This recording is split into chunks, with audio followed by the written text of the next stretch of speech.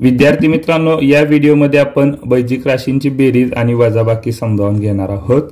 त्यापूर्वी आपल्याला स्वरूप पदे आणि भिन्नरूप पदे म्हणजे काय हे माहित असणं गरजेचं आहे। तर स्वरूप पदे म्हणजे काय, ज्यांची चल आणि चलांचे घातांक एकसारखे आहेत त्यांना आपण स्वरूप पदे म्हणतो। म्हणजे 5a आणि 7a ही स्वरूप पद आहेत। बेरीज वजाबाकी करताना आपल्याला स्वरूप पदांचाच फक्त विचार करायचा आहे। किंवा समजा 7x वर्ग आणि 8x वर्ग ही सुद्धा स्वरूप पद आहेत। पण समजा 7x वर्ग आणि 9x घेतलं तर ही स्वरूप पद नाहीत, कारण पहिल्या पदामध्ये x वर्ग हे चल आहे आणि दुसऱ्यामध्ये x एवढे चल आहे, तर त्या चलांचा घातांक देखील समान असणं गरजेचं आहे। आता काही वेळेला असं दिलेलं असेल की 5xy वर्ग आणि 9 इथे समजा आपण y वर्ग x असं घेतलं असेल तरी चालेल। ही दोन्ही स्वरूप पद आहेत, कारण x ला x समान आहे, y वर्गला y वर्ग समान आहे, हे सोडून इतर कोणतीही चल नाहीत। म्हणजे चल सेम टू सेम जुळली तर त्यांना आपण स्वरूप पदे असे म्हणतो। भिन्न रूप पदे म्हणजे काय, तर ज्यांची चल जुळत नाहीत। आता उदाहरणार्थ 5a आणि 5a चा घन ही भिन्न रूप आहेत। कारण का, कारण यांची चल वेगवेगळे आहेत। a आणि a घन ही वेगवेगळे आहेत, त्यामुळे यांना आपण भिन्न रूप पदे असे म्हणतो। तर बेरीज वजाबाकी करताना आपल्याला स्वरूप पदांचाच विचार करायचा आहे। स्वरूप पदांची बेरीज करताना त्या पदांच्या फक्त सहगुणकांची बेरीज करून त्यापुढे लिहितात आणि भिन्नरूप पदांची बेरीज करता येत नाही। वजाबाकीचंही तसंच आहे। एका बैजिक राशीतून दुसरी बैजिक राशी वजा करणे म्हणजे त्या राशीत दुसऱ्या राशीची विरुद्ध राशी मिळवणे होय। उदाहरण घेऊन आपण ते सविस्तर समजावून घेणार आहोत। एकूण 6 उदाहरणं घेतलेली आहेत। त्यातील पहिलं उदाहरण पहा। ही एक त्रिपदी आहे अधिक ही बहुपदी आहे, म्हणजे 4 पद आहे त्याच्यामध्ये। आता यांची बेरीज करायची आहे। तर नेहमी लक्षात ठेवा, कंसाच्या बाहेर धन चिन्ह असेल किंवा बेरीज चिन्ह असेल ना, तर कंस जसाच्या तसा आपण काढू शकतो। पण कंसाच्या बाहेर ऋण चिन्ह असेल किंवा वजाबाकीचं चिन्ह असेल तर आतली प्रत्येक पदांची चिन्ह बदलावे लागतात। म्हणून इथं आहे तसंच कंस काढूया। 3a चा चौथा घातांक अधिक 5a चा वर्ग वजा 2a अधिक 5a चा चौथा घातांक वजा 7a चा घन वजा 4a अधिक 7। आता स्वरूप पद सगळी गोळा करूया। म्हणजे a चा चौथा घातांक असलेली पद एकत्र घेतली। 3a चा चौथा घातांक चिन्हासहित घ्यायचे आहेत अधिक 5a चा चौथा घातांक, ही एक जोडी झाली। पुन्हा a वर्ग चल असणारी जोडी कुठेही नाही। a घातांक a चल असणारी जोडी आहे पहा, ऋण 2a आणि ऋण 4a, ऋण 2a आणि ऋण 4a त्यांच्या चिन्हासहित घेतलं।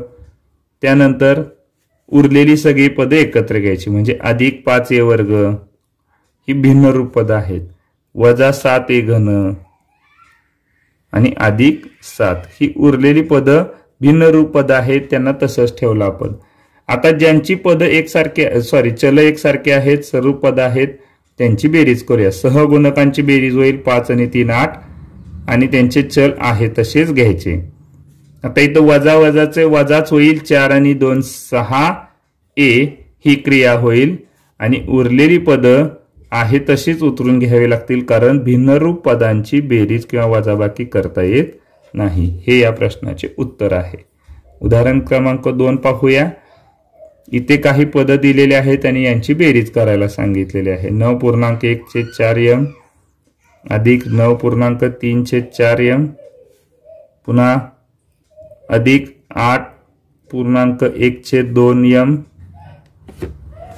आणि अधिक 10.1/2m यांची बेरीज करायची आहे। तर ह्याची किंमत आहे 9.25m। 1/4 म्हणजे पाव असते, 3/4 म्हणजे पाऊण असते, त्यामुळे 9.75 म्हणजे 9.75 आहे, अधिक 8.1/2 म्हणजे अर्धा असतं। हे आपण यापूर्वी समजावून घेतलेले आहे अनेक व्हिडिओमध्ये, आणि ही 10.5 आहे म्हणजे 10.5। आता या सगळ्यांची चल जर तुम्ही पाहिली तर एकसारखीच आहेत, म्हणजे ही सगळी स्वरूप पद आहेत, त्यामुळे सगळ्यांची बेरीज होईल। तर इथे 9 आणि 9 18 आणि पाव आणि पाऊण यांचा मिळून 1 होईल, म्हणजे 18 आणि 1 19 m झाले. दोघांची बेरीज किती होईल? 19 m पहिल्या दोघांची. आणि दुसऱ्या दोघांची बेरीज किती होईल? 8 आणि 10 18 आणि हे अर्धा आणि अर्धा 1, म्हणजे 18 आणि 1 19 m यांची ही बेरीज येणार आहे. आणि 19 आणि 19 38 m, म्हणजे हे आपल्या या प्रश्नाचे उत्तर असणार आहे. उदाहरण क्रमांक 3, जर a बरोबर b वजा 7, b बरोबर 2c अधिक 3, c बरोबर ऋण 3 या किमती घेऊन 2a अधिक b वजा 6c ची किंमत काढायची आहे. 2a अधिक b वजा 6c ची किंमत काढायची आहे. 2 गुणिले a म्हणजे काय आहे? तर b वजा 7 आहे, अधिक b म्हणजे काय आहे?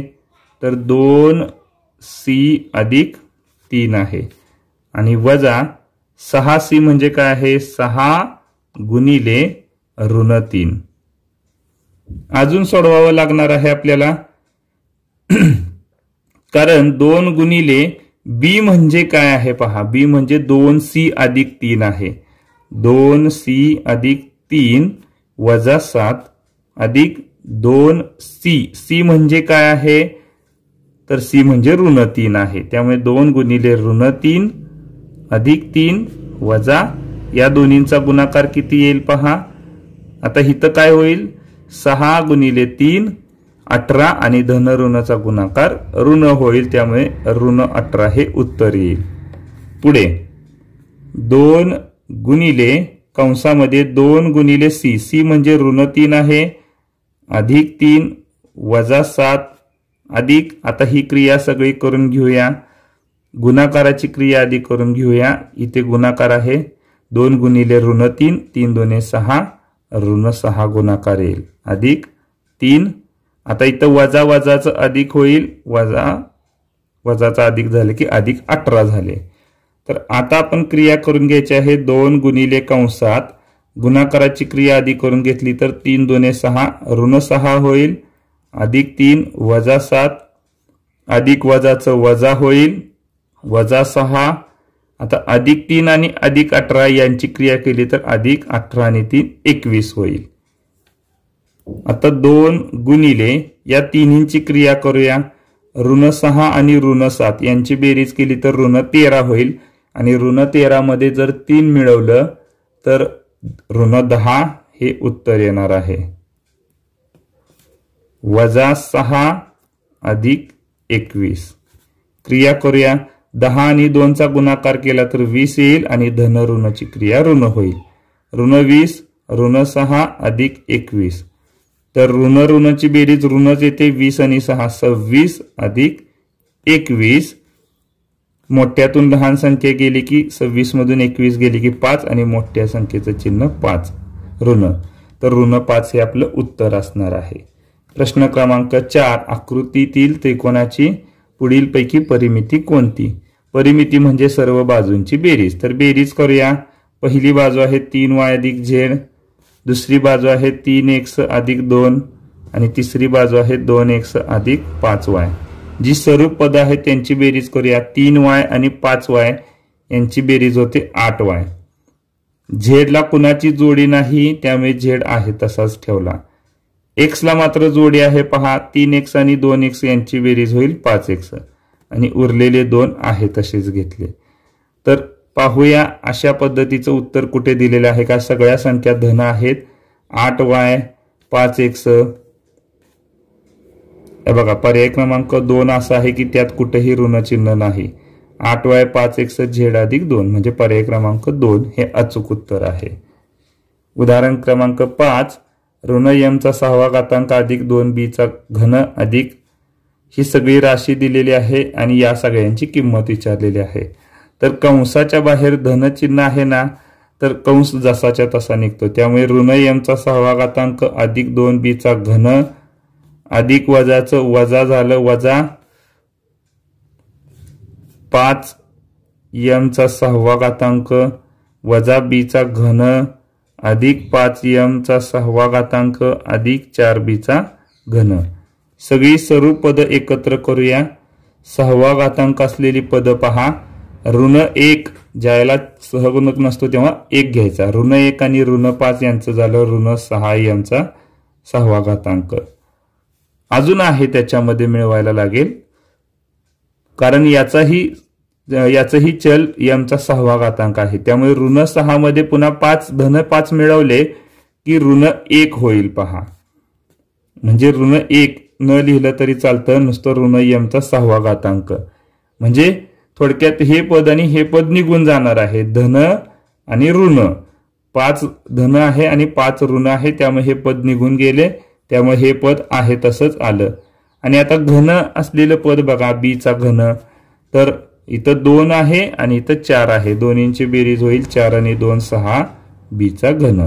तर आता मात्र ही भिन्नरूप पद आहेत, त्यामुळे यांची बेरीज करता येणार नाहीत. हे आपलं उत्तर आलं. शेवटचं उदाहरण पाहूया. इथे आपल्याला बेरीज करण्यासाठी सांगितलेले आहे. बेरीज करायची असेल तर छेद समान करायचा असतो, आणि छेद समान करायचा असेल तर आधी तिरका गुणाकार करून घ्यायचा. n वजा m आणि 1 यांचा गुणाकार येईल n वजा m. पुन्हा असा तिरका गुणाकार करूया. अधिक m वजा n एके m वजा n, आणि छेदामध्ये दोन्हींचा गुणाकार m वजा n आणि n वजा m यांचा गुणाकार. करूया क्रिया. तर इथे पहा, अधिक m आहे वजा m आहे, तर m मधून m गेले, निघून गेले. इथे सुद्धा n अधिक आहे n वजा आहे, निघून गेलं. तर अंशस्थानी शिल्लक काय राहिलं पहा. अंशस्थानी 1 शिल्लक राहणार नाही, 0 शिल्लक राहणार. कारण m मधून m गेले 0, n मधून n गेले 0. आणि छेदामध्ये काहीही असलं तरी अंश 0 असेल तर उत्तर 0 येणार. त्यामुळे या सगळ्याची किंमत येणार आहे 0. तर अशा पद्धतीने आपण बैजिक राशींची बेरीज व वजाबाकी समजावून घेतली. धन्यवाद.